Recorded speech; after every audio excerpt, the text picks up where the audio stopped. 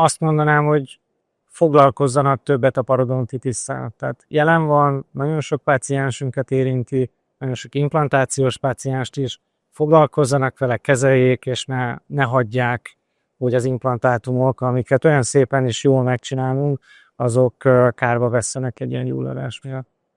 Dr. Mandel Iván vagyok, parodontológus, és a Pécsi Tudományegyetem Fogászati és Szájsebészeti Klinikáján az orális diagnosztika tanszéken dolgozom. A parodontológián belül is jelenleg leginkább a nemsebészi parodontális terápiáknak az újabb módszereivel, illetve a hatékonyságának a növelésével foglalkozom. A téma pedig a periimplantális gyulladások megelőzése. Ezen belül is a parodontális terápia lehetőségei annak érdekében, hogy kevesebb implantátum körüli gyulladás alakuljon ki.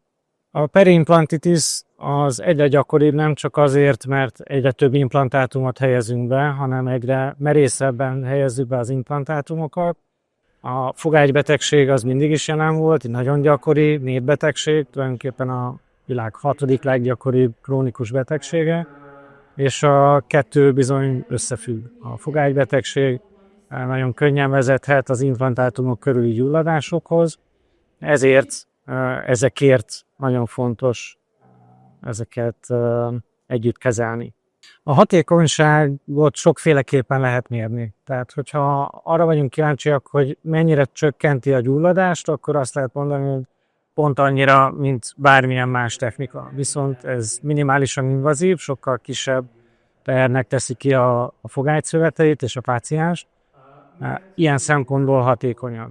Illetve sokkal kevesebb eszközkarbantartást igényel mondjuk egy kézi műszerhez képest. Sokkal könnyebben tanulható technika, ezért sokkal több emberhez eljuttatható, sokkal általánosabban használható.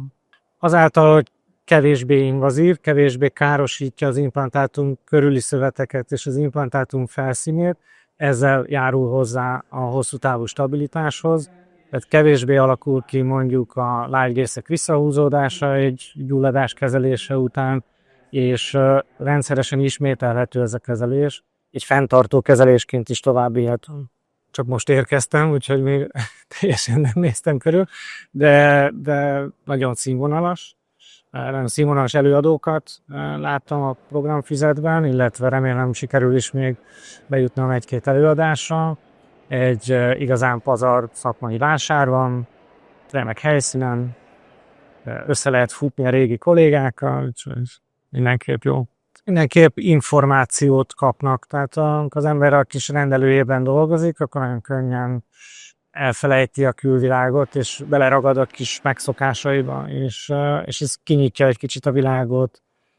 Egy ilyen kongresszus új ismeretekkel lehet gazdagodni, ki lehet próbálni új dolgokat, ismerkedni, beszélni, megbeszélni újdonságokat. Még véget sem ért az Upgrade kongresszus, de már is ajánlanám figyelembe 2026 tavaszán az Upgrade kongresszust ismét.